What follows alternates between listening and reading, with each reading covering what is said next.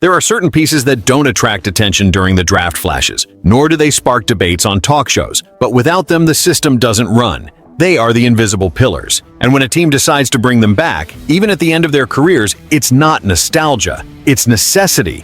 And in this case, it's pure common sense. Comment, like, and subscribe. Johnathan Hankins is back with the Seattle Seahawks. At 33 years old, the veteran nose tackle re-signed with the team after a season where he was simply the most reliable man in the defensive core.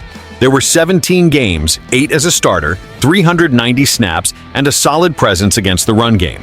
In 2024, Seattle's defensive line struggled with injuries, inconsistency, and lack of depth. But Hankins was the only one who was there, week after week, holding it together. And if the team couldn't address the position in the draft, not even with young players like Kevius Thomas or J.R. Singleton coming in as undrafted, there was no better choice. Experience, production, and game reading come in the package. And more. Hankins has known the current defensive coordinator, Aiden Doherty, since their days in Dallas. The tactical connection already exists. This situation only reinforces the urgency of this renewal. The Seahawks even invested in the defensive line in the draft, with the selection of Riley Mills in the 5th round, but he is projected as a defensive end in a 3-4 system. The real gap was in the middle, a classic nose tackle, with weight, technique, and the ability to read double teams. Quinton Bohanna and Brandon Peely are promising names but still raw. And at this moment in the season, with minicamp right around the corner, it's crucial to have a reliable name in the middle. Hankins is that. And more. Even with few spotlights, he delivered 30 tackles, 5 for loss, and his first career interception last year. He's not there to become a star. He's there to keep the structure functioning. And in defenses like the one Mike McDonald is projecting, that is essential.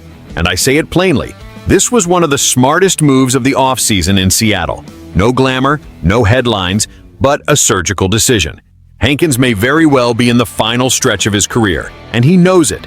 But his presence gives the Seahawks time to develop a young name, to understand what Bohanna and Peely can really deliver, to avoid the risk of starting the season with a crater in the middle of the defense. It reminds me of what the Ravens did with Tony Siragusa in the past, a solid veteran who keeps the system alive. The difference between a reliable defense and one that implodes in the run game starts there. And Seattle, once again, shows that it is thinking ahead. Now, I want to know, does this defense already have the foundation it needs, or is there still one more name missing? Comment, leave a like, and subscribe.